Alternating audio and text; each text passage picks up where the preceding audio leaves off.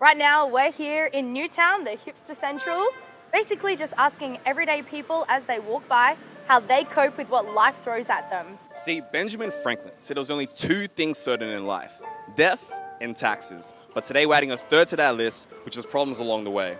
Now, how you deal with the problems life throws at you is critical in determining the difference between success or failure. We're your hosts, Jason Badu, Jorgie Lee Jenkins, and you're watching Your Take.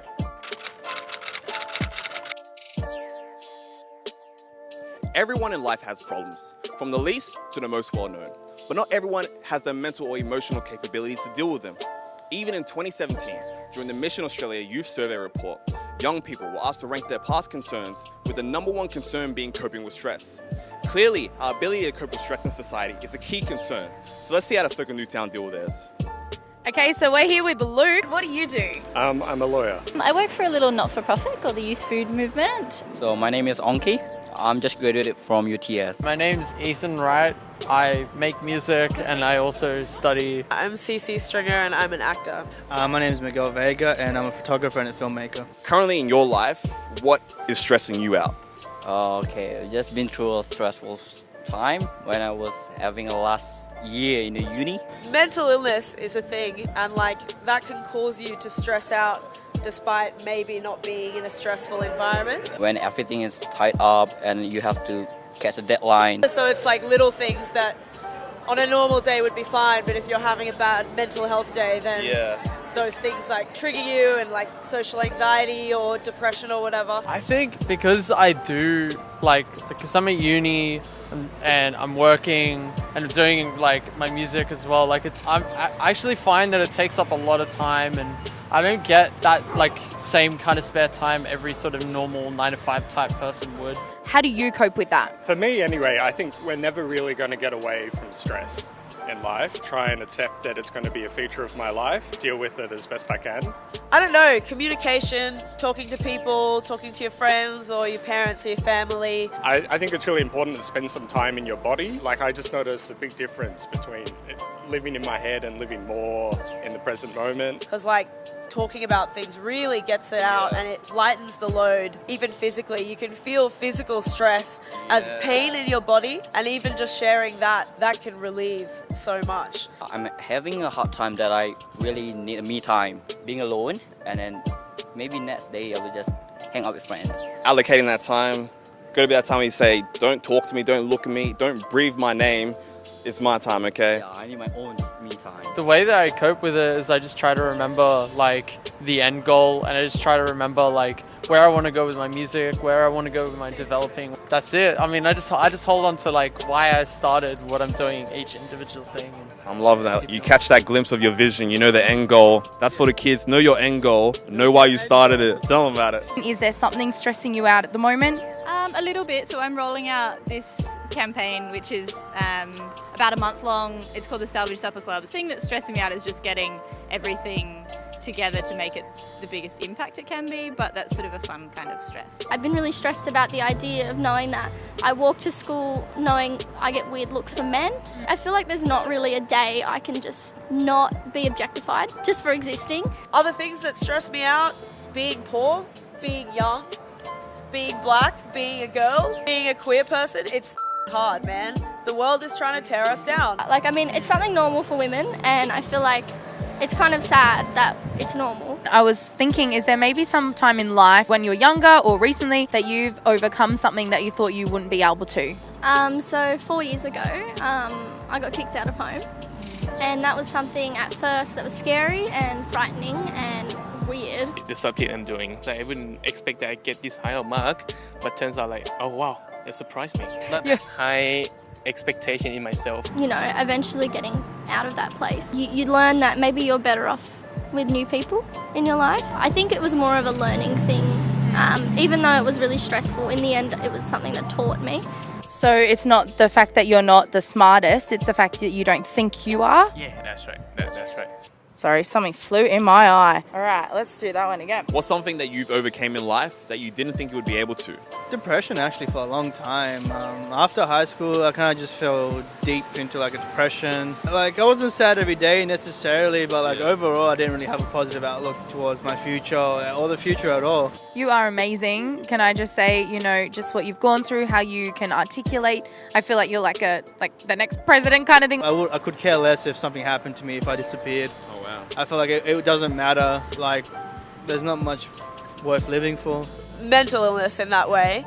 Like, I suffer from depression and anxiety. I'm on the spectrum, so I have Asperger's. I was diagnosed when I was like 2-3 years old. Basically, like my parents were told that I would never go to a mainstream school. So getting help and support, like not just those close to you, but like medical professionals for people who are that far into it or are that down. It can be the difference between reaching out in a time that you don't want to be alive or like not being alive.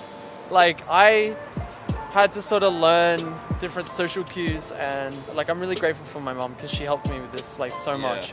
Personally, I didn't actually overcome it. I actually overcame it through God delivered me through that.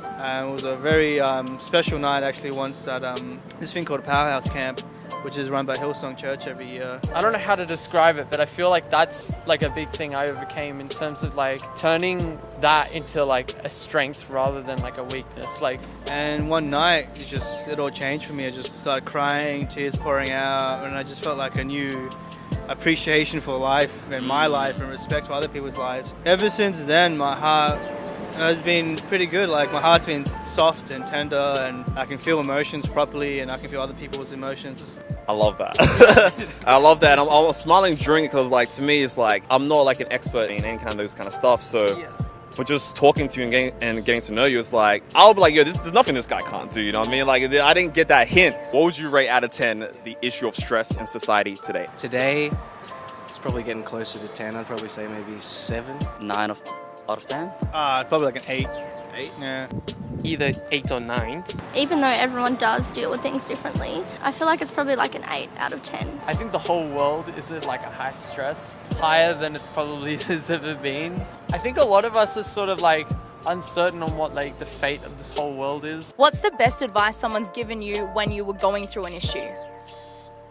I actually asked my friend for advice and she said, no one ever actually wants advice, but here goes. My mum, she always tells me, you know, like things are just meant to be sometimes, and sometimes these things happen and they're there to teach you and inspire you. The best advice I've been given with dealing like with issues or a problem that's faced, you break down the problem into small processes that in turn will add up into this big solution.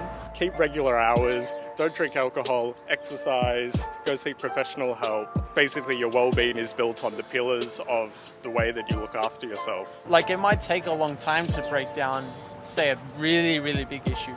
And there might be heaps of small pieces to it. It's just about figuring out all of those little pieces regardless and getting through each one, you know, day by day or whatever your time is. Something that you go, this is what Bree stands by in this season at the moment. I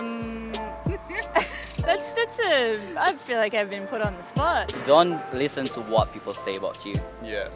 Just be yourself, because you can't seek a happiness through people. You seek your happiness your own. I guess like connection, like humans are inherently good. When you're starting to feel a bit frazzled, kind of chat to a stranger, restill your faith in the world. Whatever you give to the universe gives back. Overthinking will kill your happiness. I feel like being rich and famous isn't like the ultimate end goal. I would love to get to a point with my music where that has me sitting comfortably for the rest of my life. But I don't it's not about just trying to be like, you know, crazy rich or crazy famous. It's just, you know what I mean? All I have to say is like, if you need help, ask for it. That's the best thing that you can do for yourself and for the people that you love. So it might be difficult, but say something, please. Think something, feel something, say something. Now you've seen their take, whether you need to eat a big bowl of ice cream, write some poetry, or seek professional help, or tell a friend. Whatever works for you with coping with stress, you've got this. Keep moving forward. Thanks for watching Your Take, guys. Till next time.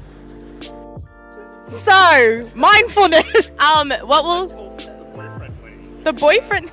That is a boyfriend lean. That is 100. It's kind of like a how you doing? What's his name of Friends? Joey. How you doing? Kind of lean. Yes. Thank you so much for being open and honest, and I guess you'd probably be willing to be able to let us know what you would rate the, I guess, stress level in society 1 out of 10. Well, it's obviously not 1 out of 10. 1 to 10. Well, Let's do that again. Miki can, I know, it just, So Miki, what would you personally rate stress in society 1 to 10?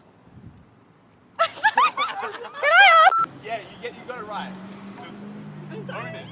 It's good. Own the sentence. It's yours, take it. And Jack. And Jack, now what's the plants for? I'm a plant mom. Love plants. I love it.